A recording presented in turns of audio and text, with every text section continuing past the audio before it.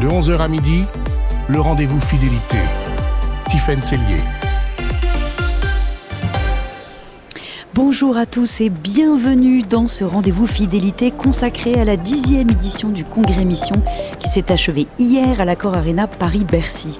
Des milliers de participants se sont retrouvés autour du thème « Jésus est le chemin, la vérité et la vie ». Pour vous faire revivre ces moments forts, nous avons rencontré plusieurs témoins et intervenants du Congrès. Le frère Philippe Lefebvre, Juliette de Ferrière, le père François Audinet, le père Jean-Baptiste Ciboulet et Sage Distribution, producteur du film Sacré-Cœur. Et attention, quelques surprises vous attendent avec des interviews de personnalités célèbres.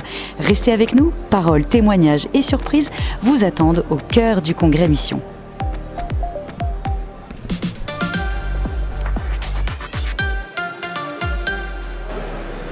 Bonjour frère Philippe. Bonjour. Merci d'avoir accepté de nous rencontrer juste avant votre intervention de ce soir à l'Accor Arena de Bercy pour la grande plénière d'ouverture sur le thème « Un seul Dieu, un seul cœur ». Vous êtes professeur d'Ancien Testament à l'Université de Fribourg en Suisse, ancien élève de l'École normale supérieure et vous avez été nommé par le pape François membre de la commission biblique pontificale. Mais au-delà de ces titres, vous êtes surtout connu pour votre approche vivante et incarnée de l'Écriture sainte et pour votre engagement courageux auprès des victimes d'abus dans l'Église. Votre livre « Comment tuer Jésus, abus, violence et emprise dans la Bible », publié aux éditions du Cerf en 2021, a marqué beaucoup de lecteurs par sa radicalité et sa profondeur théologique. Alors vous allez pouvoir éclairer notre réflexion sur la mission, sur la parole de Dieu et sur ce chemin parfois difficile mais lumineux que l'Église est appelée à parcourir. Frère Philippe, dans un peu moins d'une heure, vous allez intervenir devant des milliers de personnes à Bercy. Vous êtes dans quel état d'esprit à l'approche de cette soirée ? Eh bien, je suis confiant, heureux de découvrir tout ce monde qui arrive, tous ces visages, certains connus et inconnus. J'avoue que je n'ai pas extrêmement préparé auparavant parce que je suis très occupé. J'ai fait ce qu'on m'a demandé, et donc ça rend la chose encore plus agréable, c'est-à-dire je découvre tout. Qu'est-ce que vous attendez de cette rencontre ? Alors ce que j'attends, je ne le sais pas encore, puisque c'est ce qui aura lieu pendant ces jours qui me le dira. En tout cas, j'ai été content en arrivant ici de rencontrer des gens connus ou inconnus, des gens dont j'ai entendu parler ou qui ont entendu parler de moi et on a des rencontres rapides mais intéressantes. Et donc voilà, je suis avec confiance ici en remarquant qu'il y a beaucoup de jeunes. Bon, c'est aussi le but de cette rencontre et c'est prometteur. Le thème de cette 10e édition du Congrès Mission, c'est Jésus est le chemin, la vérité et la vie. Et la soirée d'ouverture porte sur un seul Dieu, un seul cœur, en lien avec la Pentecôte. En tant qu'exégète, elle nous dit quoi, l'Écriture, sur cette unité qui, évidemment, ne gomme pas la diversité, évidemment. Elle nous dit quoi, l'Écriture ? Eh bien, ce qu'elle nous dit surtout, c'est essayer de vivre pour pouvoir en dire quelque chose. C'est-à-dire qu'il n'y a pas un cahier des charges à remplir et puis qui serait le cahier des charges comment faire l'unité. Il s'agit de vivre, et en particulier avec la lumière de l'Écriture, de la Bible, et parce que la Bible ne parle en fait que de ça. C'est pas facile de vivre ensemble, c'est pas facile de vivre avec des gens qui ont une autre appartenance, mais c'est l'enjeu que nous avons à vivre. Donc je pense que c'est un sujet prometteur dont on ne peut rien dire avant d'avoir essayé de le vivre soi-même. Moi, j'ai beaucoup travaillé dans la Bible sur la figure d'Israël. On dit c'est un peuple qui fait une unité, oui, mais une unité très diverse. Par exemple, David, roi d'Israël, Messie d'Israël, est poursuivi par son collègue, qui est roi d'Israël aussi, Saül, et il doit se réfugier chez les pires ennemis, les Philistins, qui finalement l'accueillent pendant 16 mois et lui procurent pour lui et pour ses hommes toute la nourriture. Et ça, c'est très biblique, c'est-à-dire l'unité, le vivre ensemble, comme on dit aujourd'hui, ça se vit dans les circonstances de la vie qu'on ne peut pas prévoir, qu'on ne peut pas fabriquer par avance. Et donc, c'est toujours à découvrir, à vivre, à penser de manière inattendue. Mais elle est un peu menacée, cette unité, hein, par les divisions que vous évoquez justement souvent dans l'Église. Oui.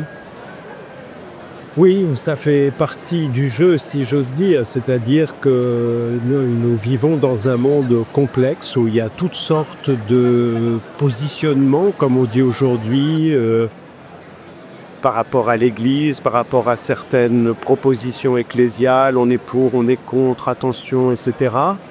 Ça fait partie de ce que nous avons à assumer. Ça n'est pas simple, jamais simple. Et justement, ça évite justement de faire des rodomontades. Ah, chez nous, nous sommes unis, tout va bien. Non, comme partout, nous sommes en dialogue et quelquefois en combat avec des chrétiens, etc. Mais ça fait partie de ce qui est à vivre et ça évite justement de se réfugier dans des histoires comme « Ah oui, nous sommes tous unis ». Oui, mais pas toujours au niveau ni dans les circonstances qu'on croit. Voilà. Et ça s'appelle l'Église. C'est assez compliqué. C'est pas pour rien que Jésus se compare à un berger et qu'il a un troupeau. C'est un peu un troupeau, l'Église, et de l'aveu même de Jésus. Donc on fait avec ça, et c'est la réalité. Dans vos recherches, vous signez souvent que les témoins privilégiés de la résurrection sont des femmes, des enfants, des gens hors institution. Et vous écrivez les femmes dans la Bible sont les départs de feu d'une parole nouvelle. Qu'est-ce qu'elle dit, cette réalité biblique, à l'Église missionnaire d'aujourd'hui? Elle dit que faites attention parce que la vérité, la vie peut venir de partout et de là où vous ne l'attendez pas.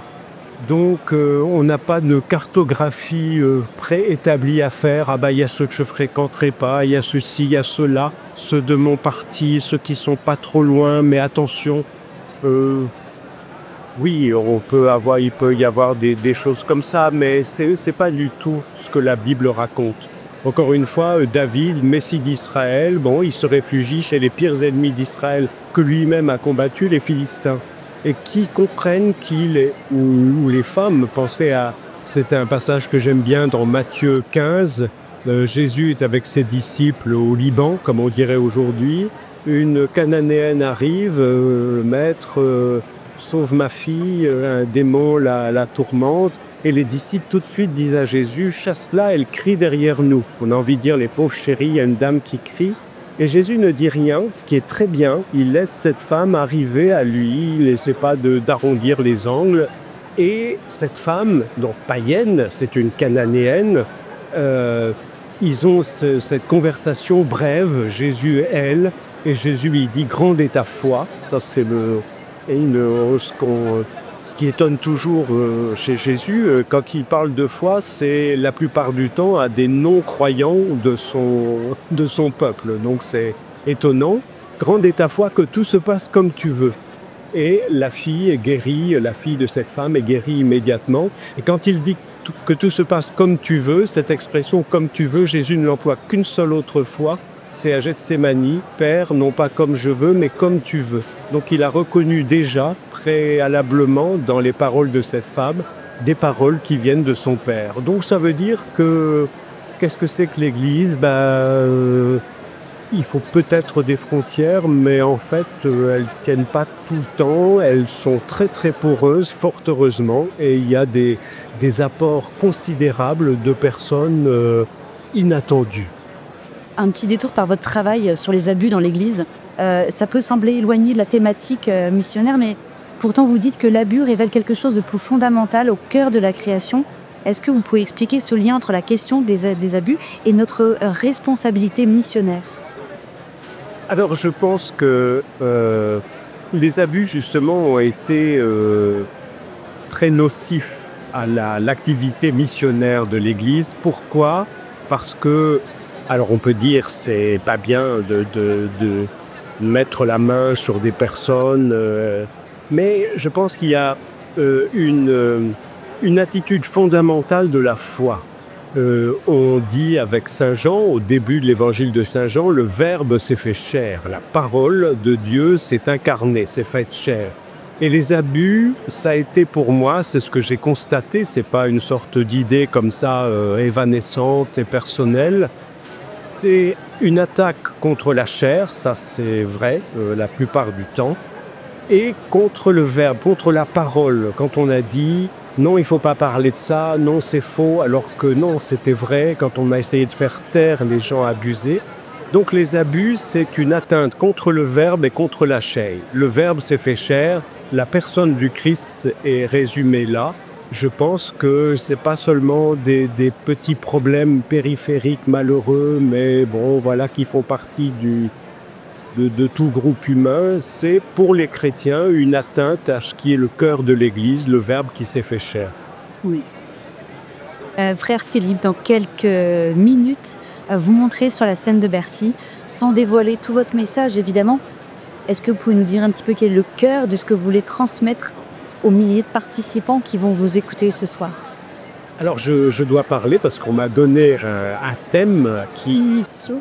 Oui, pas exactement, une mission qui est le deuxième chapitre des Actes des Apôtres. Donc l'Esprit qui descend sur les disciples, donc après que Jésus est ressuscité et remonté aux cieux, eh bien il y a cet Esprit qui arrive et qui se laisse voir, qui se laisse peut-être approcher par des gens complètement extérieurs aux disciples et aux croyants de la première communauté chrétienne. Et ça me plaît assez. C'est-à-dire l'Esprit qui souffle où il veut, comme dit Jésus dans l'évangile de Jean. Je pense que c'est lui qu'il faut suivre parce qu'il est toujours justement en train de rebattre les cartes et de nous dire non, ce que vous aviez préparé c'est bien, mais c'est plus complexe. La vie que tant de gens attendent et ils ne savent pas d'où elle peut venir.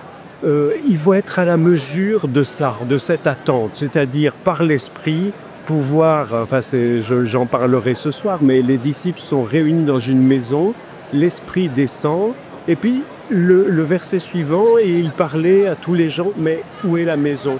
On a l'impression que les murs ont disparu et qu'ils sont volés. Le cœur, voilà, s'est envolé, et ils sont au cœur d'un peuple très composite, avec des gens qui viennent d'un peu partout. C'est une liste que j'aimais beaucoup quand j'étais petit garçon, gens de Transfratène, de Mésopotamie, de tous ces noms incroyables.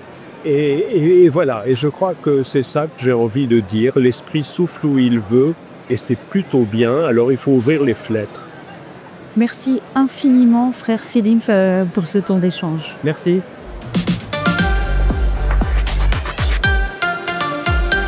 En quittant le frère Philippe pour rejoindre la plénière, nous avons croisé le comédien et humoriste Mehdi Djahadi, ancien musulman devenu catholique. Clara en a profité pour lui tendre le micro. Bonjour Mehdi Djahadi. Bonjour, j'ai été invité pour partager une parole, en tout cas parler de l'unité dans la diversité dans l'Église, voilà. Et quel message vous souhaitez faire passer aux participants de ce congrès ?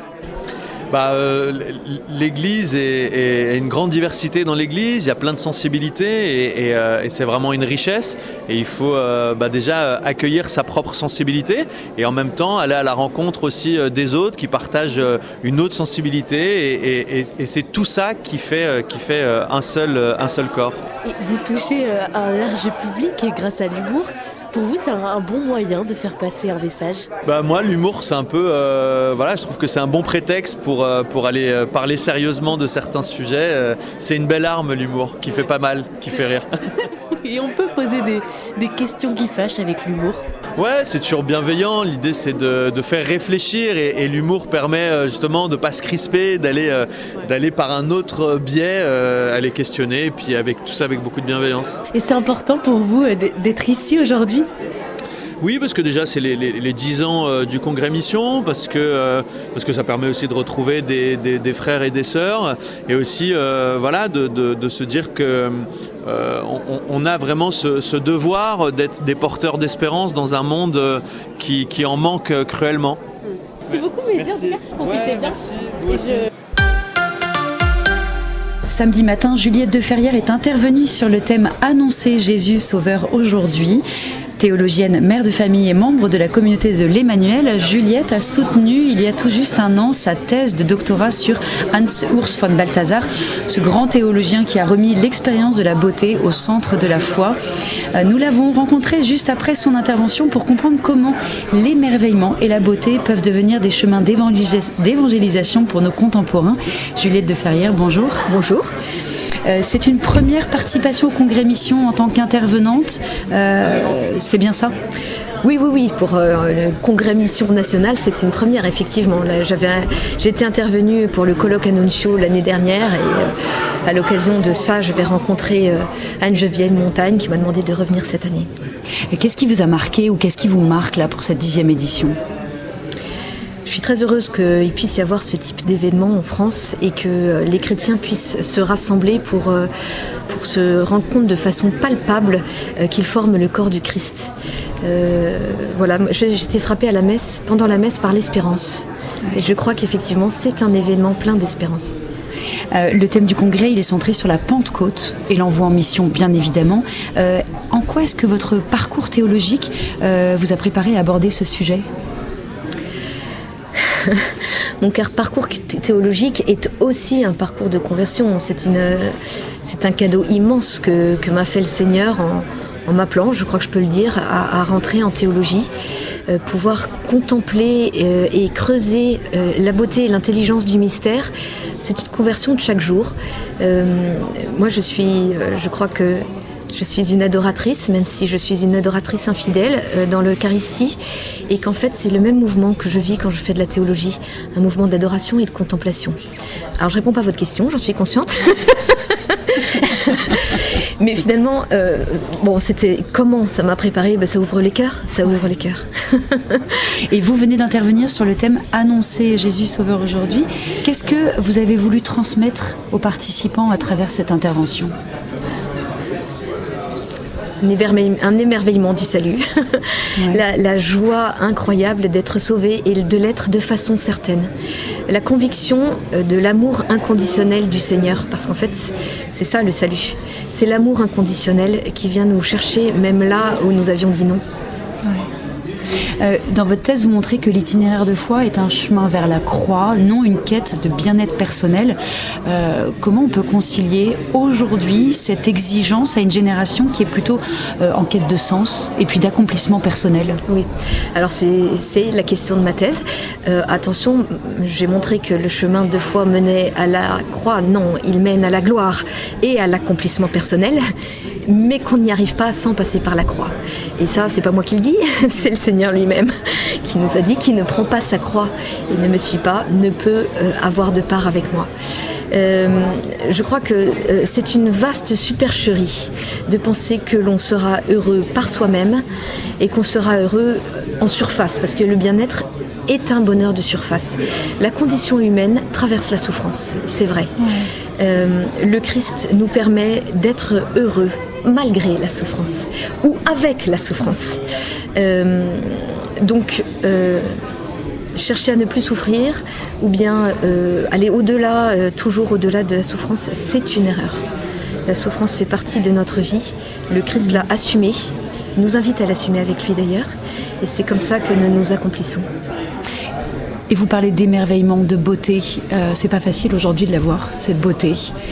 Qu'est-ce que vous avez transmis ce matin pour que les chrétiens aujourd'hui soient ce regard de beauté et d'émerveillement ? Ce que j'ai essayé de transmettre ce matin, c'est justement la fidélité incroyable du Seigneur.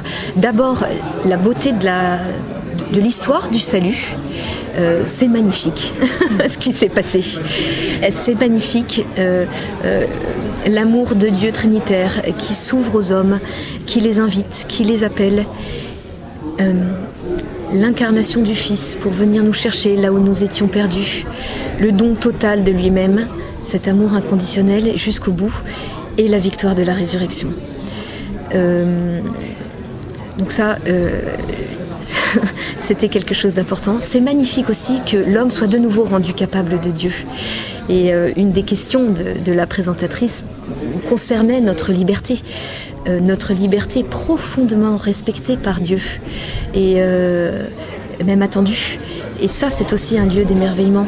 Et et quelque chose que j'ai essayé de transmettre, combien l'exercice de notre liberté qui dit oui à Dieu est pour l'homme une véritable transfiguration, un accomplissement bien au-delà de ce qu'il pensait, pour ce à quoi il pensait pouvoir arriver. Ouais. Mais justement, vous parlez de la liberté. En fait, aujourd'hui, quel conseil vous donnez, est-ce que vous donneriez ou est-ce que vous avez donné aux participants du Congrès Mission pour annoncer Jésus, Jésus Sauveur dans leur quotidien tout en respectant la liberté d'autrui? Alors ce sur quoi je me suis fondée, c'est le dialogue de Jésus et de Nathanaël dans le chapitre 1 de Saint Jean. Nathanaël est amené par Philippe et il vit un dialogue très curieux avec le Christ. Le Christ lui dit: quand tu étais sous le figuier, je t'ai vu. Et là, ça provoque quelque chose chez Nathanaël qui confesse sa foi. Vraiment, tu es le Fils de Dieu. Qu'est-ce qui s'est passé ? Je suis l'interprétation d'Adrien Candiard qui dit: un jour, sous un figuier, Nathanaël a fait une expérience extraordinaire de béatitude. Comme en fait chacun de nous, on vit de temps en temps. Le développement personnel, justement, appelle ça des expériences de pointe. Moi, je préfère, avec Hans Urs von Balthasar, parler d'une expérience de saisissement. En fait, le Seigneur ne nous laisse pas seuls pour le trouver. Il vient nous chercher, il sème des jalons, il nous fait vivre des expériences où on sent que la plénitude est possible et qu'elle existe. Et dans ce moment, avec Nathanaël aurait vécu cette expérience sous un figuier. C'est l'interprétation d'Adrien Candiard. Et Jésus lui dit: j'étais là, c'était moi. Et Nathanaël comprend que celui qui peut lui donner cette joie éternelle, c'est le Christ.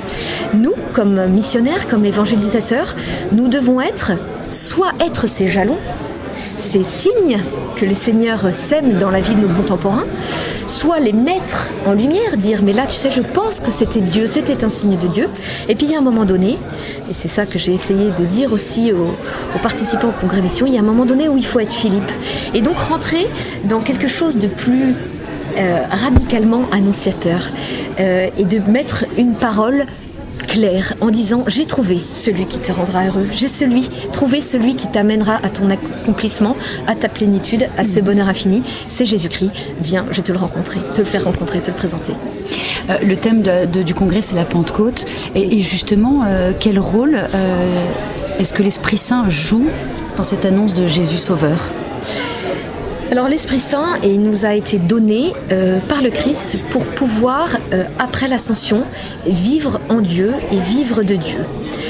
Donc c'est un immense cadeau. L'Esprit Saint, c'est notre intimité avec Dieu jour après jour. Aussi, évidemment, il a des actions dans le fait que le plus d'hommes possible le rencontrent et l'aiment et l'appellent. Donc, il suscite en nous l'élan de l'évangélisation. Il nous donne les mots aussi. Saint Jean le dit, chapitre 14 ou 16, je ne sais plus, mais c'est lui qui mène les hommes vers la vérité tout entière. Donc, l'Esprit Saint est exégète, dit-on. C'est lui qui explique qui explique la parole de Dieu, qui nous la fait mieux connaître, mieux comprendre et qui nous permet donc de l'expliquer nous aussi, de la proclamer et d'inviter. C'est lui, en fait, qui invite à travers nous. C'est ça l'évangélisation. Pour terminer, Juliette de Ferrière, si vous deviez retenir un message essentiel de votre intervention que vous auriez souhaité et que vous souhaitez que les participants retiennent et mettent en pratique, lequel ce serait ? J'ai bien peur qu'il n'ait pas été dans mon intervention. Mais le message que je voudrais donner, c'est que tout cela mûrit dans la prière et que nous serons vraiment missionnaires si nous sommes vraiment adorateurs. Et si nous vivons aussi de la vie sacramentelle, puisque c'est précisément là qu'on reçoit en plénitude l'Esprit Saint qui nous pousse à la mission. Que prions fidèlement, prions longuement et demandons dans la prière au Seigneur où est-ce qu'il nous désire et où est-ce que nous pouvons l'annoncer. Merci beaucoup Juliette de Ferrière. Je rappelle que vous êtes théologienne et membre de la communauté de l'Emmanuel. Merci beaucoup. Merci, au revoir. Le rendez-vous fidélité. Vous êtes toujours sur Radio Fidélité pour cette édition spéciale Congrès Mission. Ils font chanter les églises, vibrer les cœurs et danser la foi. Le groupe Glorious, présent au Congrès Mission, nous a accordé quelques minutes.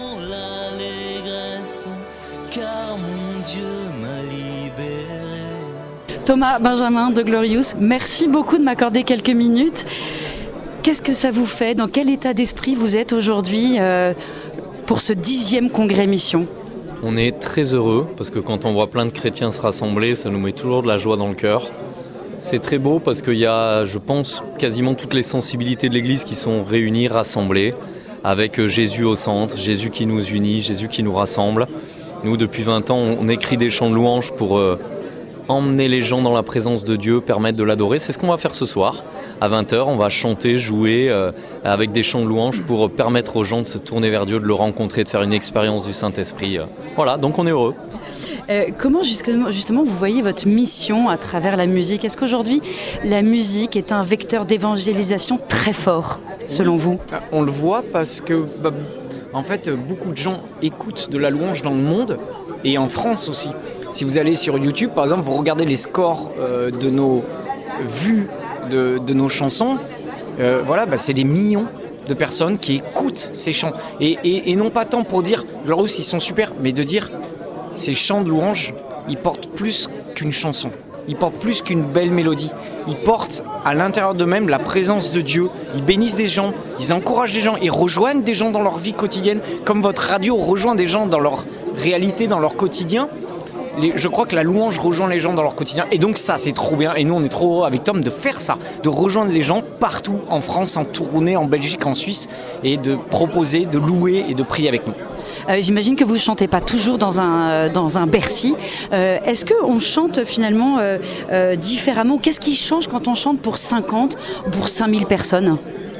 Alors on a toujours dit que, en tout cas dans le cœur, pas grand-chose. C'est-à-dire nous, on est là pour adorer Dieu. Voilà. Et après, j'allais dire que plus il y a de monde, plus on s'adapte à cette réalité. Il faut vraiment servir les gens. Vous savez, quand on conduit la louange, on est serviteur des gens qui sont là. Donc évidemment qu'on s'adapte dans la posture, mais dans le cœur, faire prier 50 ou 5000, c'est pareil. C'est se tourner vers Dieu, l'adorer, le célébrer. On a la chance aujourd'hui, depuis 2 ans maintenant, de faire la tournée des Zéniths avec Glorious. Comme disait Jam, il y a des milliers de personnes et pas tant pour dire le succès de Glorious, c'est incroyable. Les gens sont attirés par Jésus. D'ailleurs, vous serez à Nantes l'année prochaine, au Zénith de Nantes. On sera au Zénith de Nantes l'année prochaine et en fait, les gens sont attirés par Jésus. Et voilà, et c'est ça qui est magnifique, c'est ça qui est beau. Vous êtes très suivi par les jeunes. Qu'est-ce qui, selon vous, les touche aujourd'hui dans la louange? Je crois que, d'abord, le fait de la musique, c'est-à-dire que c'est un vecteur, juste les gens aiment écouter de la musique. Moi, j'adore écouter de la musique, je ne sais pas si vous aimez ça. Et après, je crois que la louange, au-delà de simplement l'aspect sympa de la musique, l'Église, le peuple d'Israël, depuis toujours, loue Dieu, chante Dieu. Je veux dire, c'est intrinsèque au peuple de Dieu. C'est-à-dire, dès que Dieu pose le premier acte pour fonder le peuple d'Israël, c'est-à-dire il ouvre la mer Rouge, il les libère, que fait le peuple d'Israël? Il loue Dieu. C'est un chant de louange qui débute le fait de leur liberté. Je crois que dans la louange, et comme je disais, il y a plus qu'un chant. Il y a de la liberté, il y a de la joie, il y a de la consolation, il y a de l'encouragement. Parce qu'il est dit dans la Bible que Dieu habite les louanges de son peuple. Parce que lorsqu'on loue, on oublie un peu de penser à nous-mêmes. On oublie un peu on oublie un peu aussi d'être auto-centré sur nous. Et d'un coup, on dit, Dieu, je vais regarder un peu vers toi. Je sais que je souffre, je sais que c'est difficile, tu le sais tout ça, mais maintenant je vais juste te bénir, je vais juste te rendre grâce. Et les gens aiment ça, et les jeunes viennent chercher ça. Parce que les jeunes aujourd'hui dans le monde, ils sont un peu, on leur dit sois auto-centré, regarde tes trucs, regarde Instagram. Et ça c'est super Instagram, il n'y a pas de problème. Mais à un moment donné, regarde Dieu. Et nous, Glorious, on dit juste ça, regarde avec nous Jésus. Ici au Congrès Mission, une dernière question, je vous laisse après. On essaie de rassembler toutes les sensibilités catholiques. On sait qu'on est quand même très divers et que parfois ça crée une sorte de désunion alors que le but c'est qu'on soit unis. Est-ce que vous avez le sentiment de toucher justement toutes les franges du catholicisme? Absolument pas, et ce serait même bizarre. C'est-à-dire, nous on assume complètement qu'avec Glorious, on touche une sensibilité de gens qui aiment la louange, qui aiment les batteries, qui aiment les pianos, et on comprend et on trouve ça sain que des gens chrétiens n'aiment pas Glorious. Non mais vraiment, c'est très important que les gens intègrent ça. Nous ne pouvons pas toucher tout le catholicisme, c'est impossible.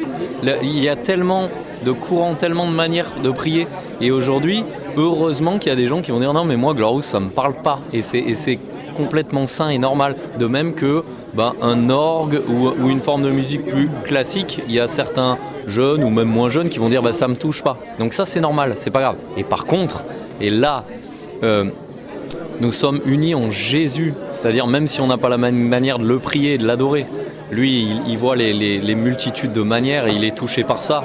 Et donc nous on dit aux gens qui louent pas comme nous, continuez de louer comme vous louez. En fait c'est le cœur en esprit et en vérité. La clé elle est là, en esprit et en vérité.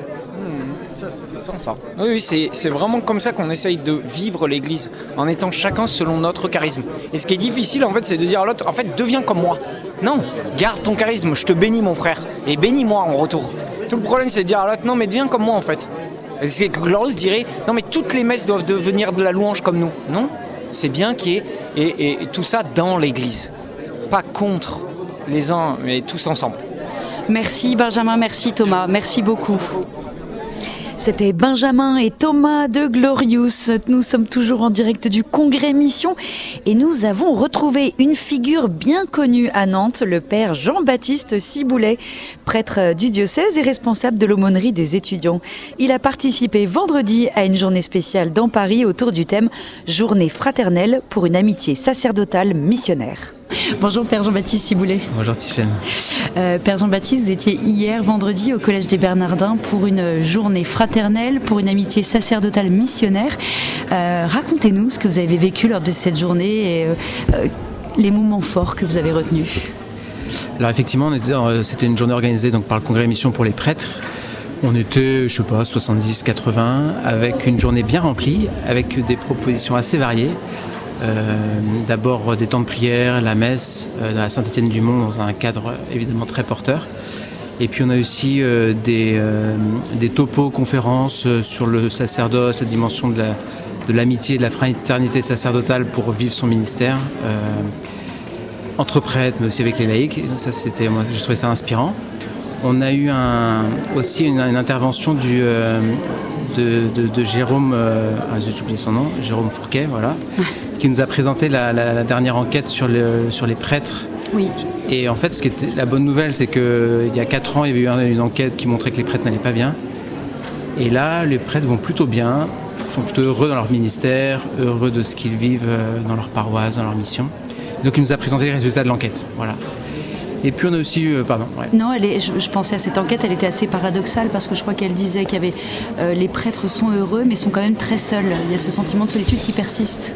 Moi ce qui me frappe surtout c'est plutôt la différence de perception sur les enjeux entre générations de prêtres qui forcément n'ont pas été façonnés par les mêmes expériences, les mêmes groupes. Et donc ça a une implication aussi sur la manière de considérer la vie de prêtre, les enjeux de la pastorale et de la mission. Et donc bien souvent, par catégorie d'âge, on voyait des réponses très contrastées, qui ne me paraissent pas antagonistes ni contradictoires, mais qui manifestent quand même que l'Église change, les générations ont un peu leur spécificité. Et donc ça, c'était intéressant d'avoir cet éclairage-là. Voilà. Et puis il y a eu d'autres points dont vous vouliez nous parler. On a eu notamment une pièce de théâtre, donc c'était un seul en scène, c'était sur un sermon de Marcel Pagnol. Et ça c'était très beau, donc c'est à Saint-Étienne-du-Mont, un sermon d'un prêtre qui est inquiet du salut de l'âme de ses paroissiens, qui veut les encourager à aller se confesser et qui déploie des trésors de persuasion pastorale à partir d'images, d'histoires. Et donc c'est donné par un comédien, c'était une avant-première. Et j'ai trouvé qu'il y avait des choses très fines et très belles sur le sacrement de la confession, sur le rôle du prêtre pour aider le peuple qui lui est confié à accueillir la miséricorde de Dieu. Donc ça a été une bonne surprise, je ne m'attendais pas à ça. Vous êtes prêtre à Nantes, ça signifie quoi concrètement pour vous l'amitié sacerdotale ? Pour moi c'est quelque chose de vraiment important et d'ailleurs pour tout vous dire, les sessions de formation, les sessions proposées aux prêtres, je fais toujours le maximum pour y aller, peu importe le programme. Et d'ailleurs, je ne vais pas d'abord pour la qualité des conférences ou la pertinence du thème. J'y vais pour retrouver mes frères prêtres. Et je sais que je ressors toujours heureux et satisfait de ces journées parce que j'ai fait l'expérience de la fraternité sacerdotale. J'ai revu mes copains prêtres, j'ai rencontré des nouveaux prêtres que je ne connaissais pas. Et j'en ressors toujours stimulé au niveau pastoral, au niveau missionnaire. Heureux des liens qui se tissent entre nous et ça c'est une de mes expériences comme prêtre il y a une vraie fraternité qui unit les prêtres, quel que soit leur diocèse, leur âge, leur sensibilité. Et moi, c'est pour ça que je viens de ces événements d'ailleurs. C'est ma joie première. Je sais que je repartirai du congrès mission d'abord parce que en fait, j'aurais pu revoir mes frères prêtres. Donc pour moi, c'est structurant. Ouais. Et en tant que responsable de l'aumônerie des étudiants à Nantes, comment est-ce que ces réflexions, ces interventions, ces échanges peuvent nourrir votre mission auprès de ces étudiants et jeunes? Eh bien souvent, donc par rapport à ce qu'on entend dans les différentes ce congrès mission, ce congrès mission, cette journée, et puis ces 2 jours que vous allez vivre et que vous avez vécu. Oui, c'est ça. Donc, il y a à la fois des apports sur les enjeux missionnaires de notre époque actuelle. Je trouve intéressant d'y réfléchir pour qu'on soit bien en prise avec le monde. Donc ça, c'est comme une des vertus de ce congrès mission. Et puis après, avec cette le fait de rendre visible toutes les différentes initiatives, plus que de se laisser inspirer par telle idée ou de reprendre telle ou telle initiative comme telle, je trouve que c'est plutôt, ça nous stimule pour être créatif, pour tester des choses. Et en fait, je trouve qu'on se stimule les uns les autres. Et moi, je vois ça un peu comme une émulation réciproque de venir à ce congrès mission. Je pense pas repartir avec une idée en me disant tiens, ça je vais le mettre en œuvre. Peut-être, mais c'est pas d'abord pour ça que je viens. En revanche, je suis certain de revenir un peu rebooster en me disant mais la mission c'est beau, on n'est pas seul à la vivre. Tout le monde là où il est, avec les forces qui sont les siennes, essaye d'annoncer Jésus. Et ça, c'est ça qui est revigorant. Et tout le monde est responsable de la mission, c'est ce qu'on comprend ici. Père Jean-Baptiste, comment est-ce que vous voyez la mission aujourd'hui pour nous, fidèles laïcs ? Alors, eh bien, en fait, la mission pour moi, c'est d'abord de se faire proche des personnes pour pouvoir témoigner de ce que Jésus apporte dans notre vie et ce qu'il peut ensuite apporter à ceux qui ne le connaissent pas encore. Mais moi, j'aime bien l'expression du pape. La mission, c'est un corps à corps. C'est-à-dire qu'on ne témoigne pas de Jésus de loin. Il faut rejoindre les gens dans ce qu'ils vivent, dans leurs préoccupations, dans leurs passions. Et donc, du coup, je trouve que l'enjeu pour les chrétiens, les fidèles laïcs notamment, c'est que ne pas rester dans un entre-soi un peu stérile, mais c'est qu'on soit pleinement intégré à la vie du monde et qu'on partage les préoccupations de ceux qui nous entourent. Et qu'à ce titre-là, notre témoignage puisse être reçu. Oui, et Père, justement, il y a une table ronde qui est intitulée « Nos propositions missionnaires sont-elles adaptées à nos contemporains ?» Est-ce que vous pensez que notre manière d'annoncer l'Évangile, elle rejoint vraiment les attentes, les langages et les réalités des personnes d'aujourd'hui ? Ça, j'en sais rien. Ce qui est certain, c'est que cette question, on doit toujours se la poser. Et d'ailleurs, on constate qu'on a toujours un petit coup de retard dans l'Église. C'est-à-dire que ça y est, on pense avoir compris quelles étaient les attentes. Le temps qu'on mette en place la réponse, en fait, la société a déjà changé. Mais c'est pas grave. L'enjeu, c'est d'accepter de suivre ce mouvement et que cette question résonne toujours. Parce qu'effectivement, ce qui est adapté à telle époque ou même à tel endroit n'est pas forcément à un autre. Donc moi, je crois qu'on doit entrer dans une culture de la créativité qui essaie des choses. En fait, il n'y a pas une méthode à trouver qui portera ses fruits partout. Il faut tenter des choses qui vont marcher, des choses qui vont pas marcher. Mais c'est pas grave. Et donc d'être dans cette attitude, je cherche sans cesse à être branché sur les gens qui sont les destinataires de cette annonce de l'Évangile. Peut me permettre petit à petit d'essayer de les rejoindre. Mais c'est un défi, c'est un vrai défi. Surtout que nous, on a notre culture, on a nos codes, on a nos manières de faire, on s'en extrait pas facilement. Non, effectivement. Les catéchumènes nous aident pas mal à ça, je trouve, parce que eux, il n'est pas loin le temps où ils étaient vraiment hors de l'église, ils ont accès à des réseaux que nous, on n'a pas. Je vois à Nantes, là, on a créé une petite proposition qui s'appelle le Rendez-vous des Curieux. Dans un bar, l'idée c'est de parler de sujets, de questions existentielles, Dieu, la vie, la mort, la souffrance, la liberté.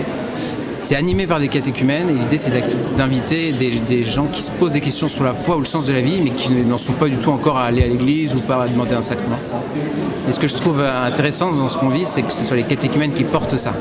Et en fait, ils savent mieux que nous quel est le bon angle d'attaque, la manière d'accueillir, le cadre propice. Ouais. Voilà. Là, pour les jeunes que vous allez retrouver à Nantes demain, qu'est-ce que vous allez leur dire justement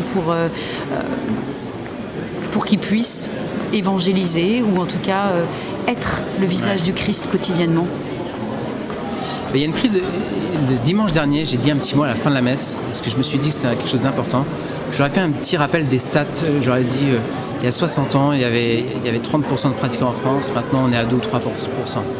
Il y avait 65 000 prêtres. Maintenant, il y en a 12 000, dont la moitié qui a plus de 80 ans. Et j'aurais dit, je dis pas ça pour vous faire peur ou parce que je déprime. C'est pas du tout ça. J'ai beaucoup d'espérance pour l'Église et la mission dans les années à venir. Mais l'enjeu, c'est que chacun prenne conscience qu'il est indispensable à l'Église, que chacun doit prendre sa place, que l'Église ne peut plus se permettre qu'il y ait des consommateurs, qu'on soit dans une attitude un peu passive, en pensant que c'est les autres qui vont annoncer à notre place. On a tous notre part à prendre. Et l'enjeu, c'est de se demander, mais où Dieu m'attend, auprès de qui il m'envoie, quel est le bien qu'il veut faire à travers moi. Et donc ça, c'est quelque chose sur lequel je voudrais insister, surtout en ville. Alors, je vois à Saint-Nicolas, l'église est pleine à craquer, on est régulièrement 2-3 prêtres à concélébrer. Donc il peut y avoir une impression de, en fait, l'église a les moyens, elle va bien, et il se dit, en fait, il y a le nombre de serviteurs nécessaires pour annoncer l'évangile. Et donc l'enjeu, c'est que chacun se sente concerné, me semble-t-il. Et je trouve que c'est la vertu de ce congrès mission de le rappeler. Et il y a 1001 manières de témoigner, d'annoncer Jésus dans son travail, dans ses relations, par l'art, par le sport, par les médias. Et donc chacun, à partir de ses talents, de ses désirs, peut trouver sa manière propre de témoigner.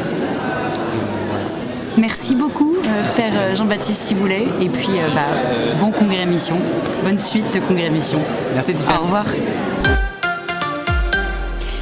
Après le Père Jean-Baptiste Ciboulet, un peu plus loin dans les couloirs, nous avons croisé le chemin du Père François Audinet à quelques minutes de son intervention intitulée « Justice sociale et évangélisation, comment révéler la tendresse de Dieu ». C'est sur cette idée forte que nous revenons maintenant avec Clara et le Père François Audinet. Ensemble, ils ont exploré sa vision de la mission chrétienne, l'importance de la justice sociale et ce que signifie concrètement révéler la tendresse de Dieu dans notre monde aujourd'hui. Bonjour Père François Audinet. Bonjour. Vous êtes donc prêtre du diocèse du Havre, enseignant en théologie pratique aux facultés Loyola à Paris. Et depuis 2024, vous êtes aumônier général du Secours catholique. Votre parcours et vos écrits placent donc les pauvres au cœur même du royaume de Dieu. Merci d'être avec nous aujourd'hui. Vous allez donc intervenir, on l'a dit, dans une table ronde sur la justice sociale et l'évangélisation. Comment révéler la tendresse de Dieu?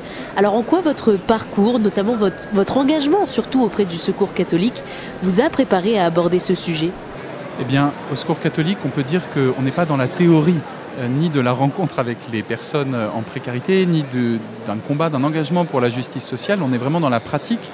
Et ce qui est beau, c'est que c'est à partir de multiples rencontres qu'on apprend comment l'Évangile fait son chemin, non seulement parmi des personnes en grande précarité, qui nous font part aussi de leurs prières, de leur chemin avec Dieu, mais aussi comment, quand on les écoute, elles, il y a quelque chose de l'actualité de l'Évangile qui devient brûlant, vibrant, je dirais presque évident.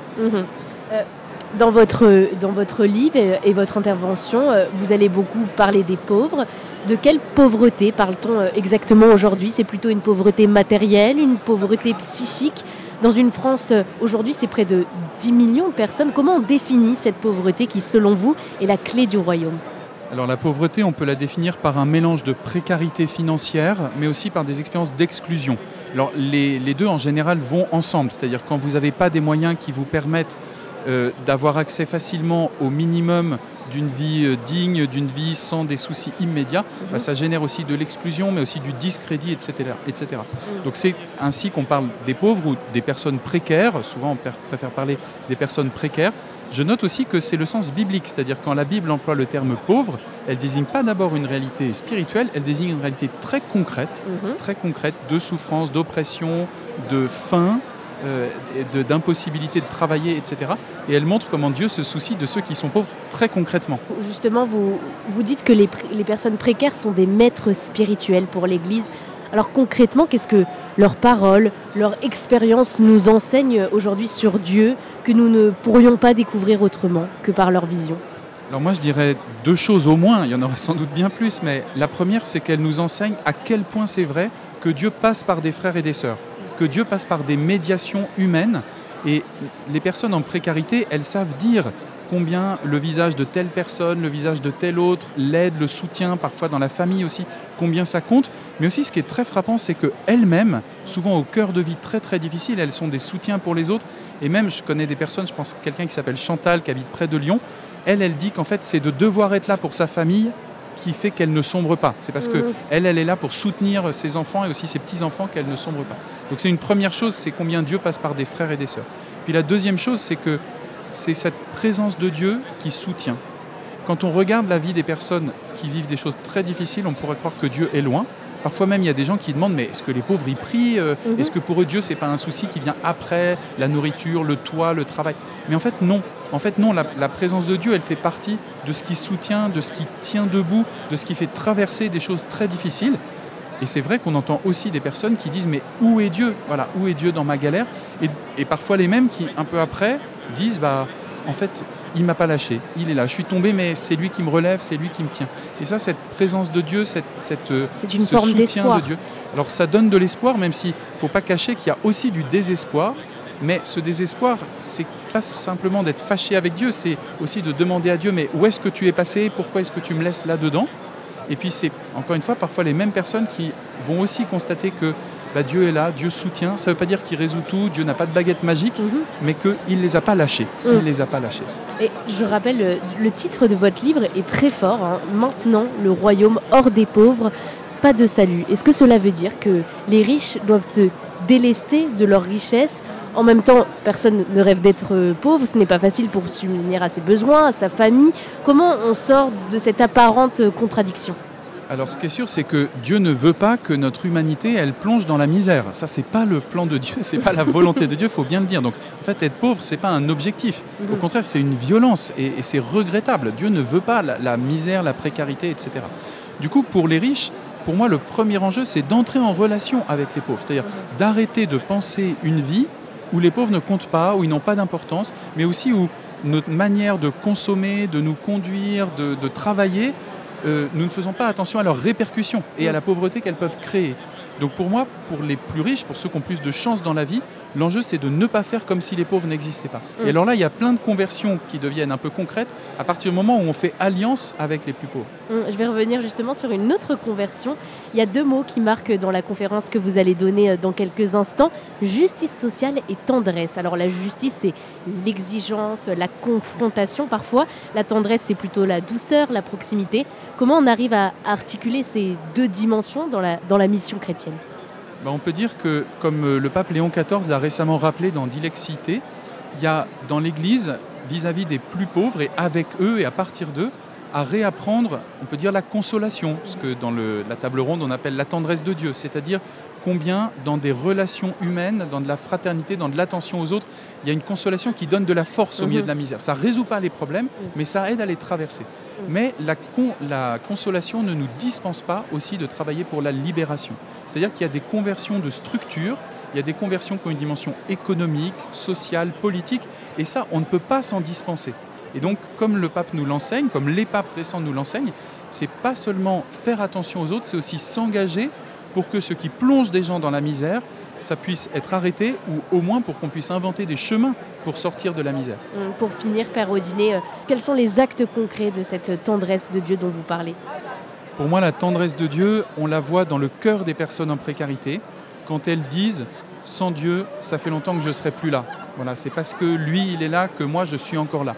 Mais aussi, cette tendresse de Dieu, on la voit dans une qualité d'attention, celle que des personnes qui ont plutôt de la chance dans la vie peuvent avoir à l'égard des plus pauvres, mais aussi celle que les plus pauvres peuvent avoir à l'égard des autres.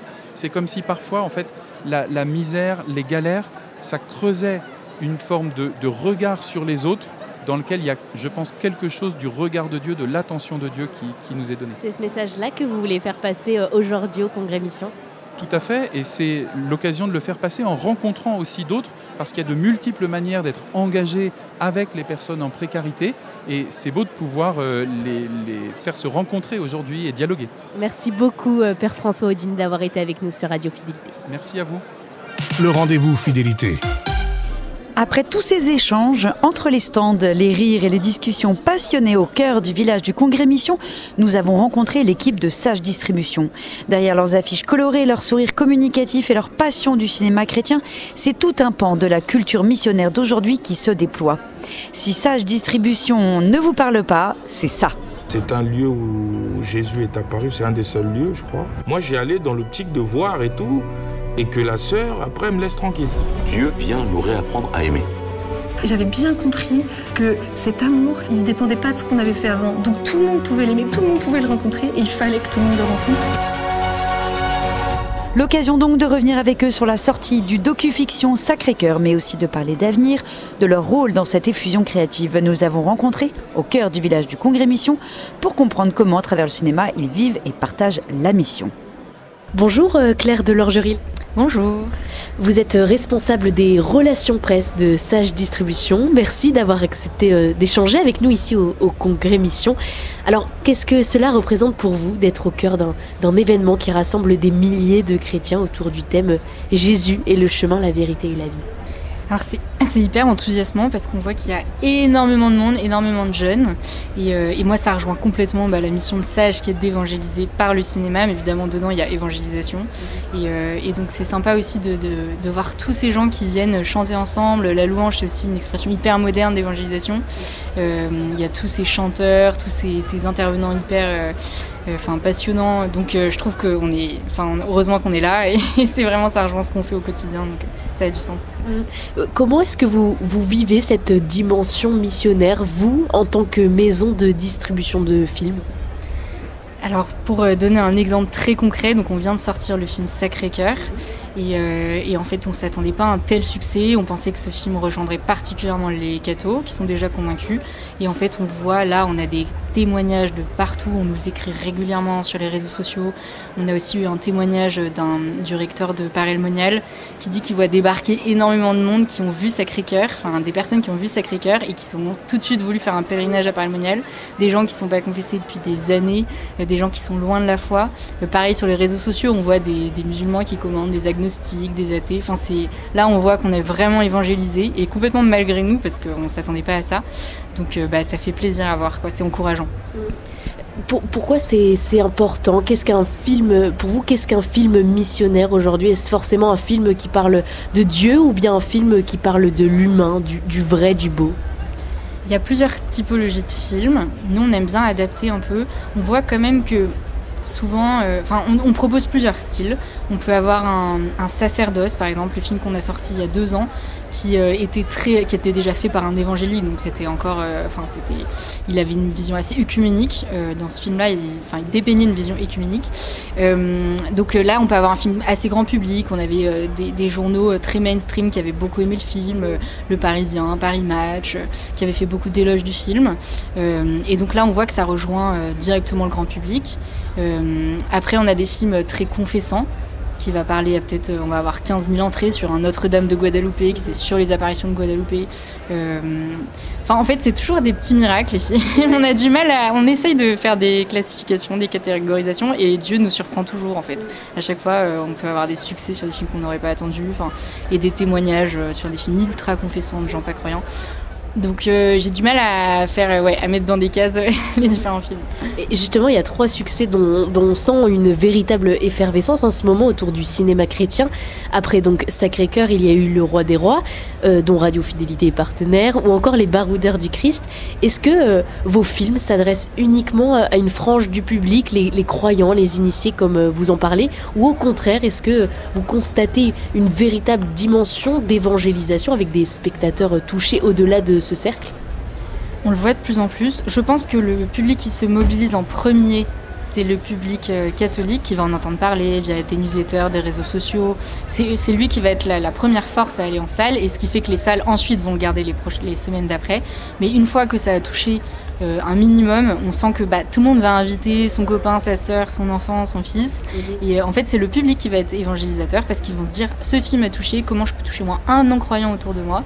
Et donc là, ils vont inviter en masse. Et donc c'est comme ça que Sacré-Cœur, ça a pris. C'est du bouche à oreille, en fait. Mais par contre, Sacré-Cœur, c'est un film qui a aussi touché et suscité beaucoup de débats et de polémiques.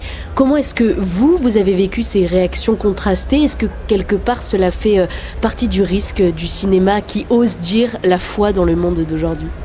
On voit que c'est quand même assez difficile, et je le vois beaucoup en étant attaché presse, que de parler de religion dans les médias mainstream. C'est un sujet qui chauffe beaucoup et qui est pas facile à aborder. Nous, on est toujours un peu éberlués de voir les polémiques, parce qu'à la base, on propose des films qui sont toujours tournés vers Jésus, vers l'amour, que ce soit Sacerdoce, que ce soit Sacré-Cœur, il n'y a pas de dimension politique dans les films, et les réalisateurs en général sont pas du tout positionnés pour ça. En général, c'est des artistes qui ont un cri du cœur et qui proposent une œuvre et elle touche ou pas. C'est pas du tout politisé, mais c'est souvent récupéré. Après, nous, la polémique pour Sacré-Cœur a fait énormément de bruit, et du coup, ça a fait un bouche à oreille amplifié. Donc, on peut pas s'en plaindre, évidemment. Et voilà, il y a des médias qui ont soutenu, et ça a eu un impact très fort sur ensuite les entrées. Après, dans tous les cas, il y a beaucoup de polémiques autour de nombreux films en France, pas que chrétiens. C'est pas ça qui génère les entrées totalement non plus. C'est aussi que le film a plu. C'est parce que le film est bon que les gens se sont ensuite bougés, que le nombre de polémiques dont on entend parler, les films n'ont pas marché, ça existe aussi, quoi. C'est un vecteur pour transmettre la foi, ce cinéma? Alors oui, je pense que c'est... en fait, dans une salle de cinéma, t'es libre, t'es seul face au film, personne t'impose quoi que ce soit. Et il y a des forts messages qui passent, et on le voit d'ailleurs... C'est ce que... Je crois que c'est un producteur américain qui dit ça, que 5 minutes après un sermon, on oublie souvent l'homélie du prêtre. En fait, on repart chez nous et parfois on oublie complètement. Alors qu'il y a des films qui nous ont marqué à vie. Il y a des tirades comme Astérix Obélix, des tirades de films qui nous marquent à vie. Et c'est vrai qu'il y a des... le cinéma impacte beaucoup, l'image impacte beaucoup. Et donc aujourd'hui, les gens passent parfois jusqu'à 4 heures par jour sur les écrans. On était obligé de proposer un contenu spirituel et rejoindre les gens là où ils sont, c'est-à-dire devant les écrans. Donc comment parler aussi de foi là où les gens sont, et donc le cinéma, c'est un bon vecteur. Et comment aussi parler de cinéma là où les gens ne sont pas? Est-ce qu'on arrive à atteindre des personnes qui n'étaient pas du tout sensibilisées sur le sujet? Est-ce que vous avez vu des cas, par exemple, de personnes qui ont été juste intriguées de ce sujet? Oui, alors déjà, les salles de cinéma nous ont beaucoup remonté qu'elles voyaient des personnes qu'elles ne voyaient jamais en salle. Donc déjà, ils ont trouvé un public complètement différent. Et ça les a beaucoup étonnés. Ils ont vu débarquer des gens qu'ils ne voyaient jamais. Donc ça montre quand même ça a touché différemment que les autres films.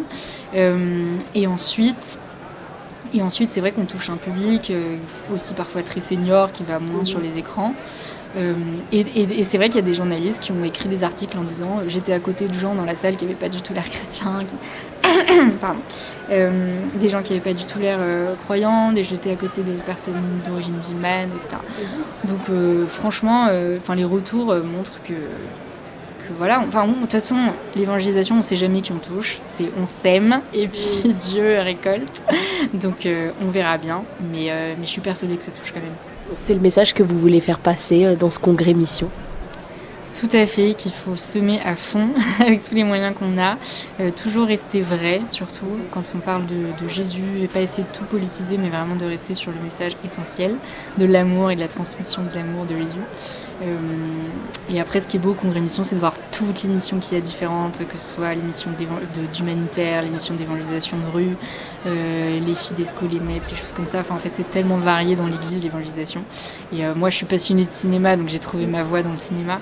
Mais tant mieux qu'il y ait tous ces autres projets qui existent, et voilà quoi. Et pour continuer d'évangéliser, vos prochaines actualités peut-être? Alors là, actuellement, on a un film qui vient tout juste de sortir, qui s'appelle Le Roi des Rois, qui est au cinéma. C'est un magnifique film d'animation pour les enfants. Après, ça plaît aussi aux adultes. Et en fait, c'est l'histoire de Charles Dickens. Donc Charles Dickens, qui est un écrivain très célèbre, qui raconte à son fils l'histoire de Jésus, et donc qui va l'emmener dans toute l'histoire de Jésus depuis la crèche jusqu'à la résurrection. C'est hyper émouvant, les musiques sont très fortes. Franchement, amenez vos enfants, pour leur apprendre la vie de Jésus, c'est incroyable. Radio Fidélité est partenaire en plus de ce film-là. Tout à fait. Merci beaucoup Claire de Lorgeville. Avec plaisir. Et voilà, notre émission spéciale sur le Congrès Mission s'achève déjà. 2 jours intenses, pleins de rencontres, de visages, de paroles qui nous ont nourris et fait grandir. On a eu la chance d'échanger avec le frère Philippe Lefebvre, dominicain et bibliste, qui nous a fait redécouvrir la force des Écritures. Avec Juliette de Ferrière, théologienne, qui nous a parlé d'une foi vivante en dialogue avec le monde.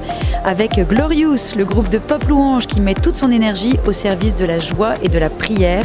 Et puis Mehdi Djahadi, comédien témoin d'un parcours bouleversant et plein d'espérance. Mais ce n'est pas tout. Nous avons aussi rencontré le père Jean-Baptiste Ciboulet de l'aumônerie des étudiants de Nantes, le père François Audinet, prêtre et enseignant aux facultés Loyola Paris, et Claire de Lorgeril de Sage Distribution qui fait rayonner la foi à travers le cinéma. À chacun d'eux, un immense merci pour leurs paroles, leur foi et leur disponibilité. Et bien sûr, merci à vous, chers auditeurs, de nous avoir suivis tout au long de ce congrès mission. 2 jours pour se laisser interpeller, se renouveler et repartir en mission. On se retrouve très bientôt pour une nouvelle émission. En attendant, gardons le feu allumé et continuons ensemble à faire vivre l'Évangile.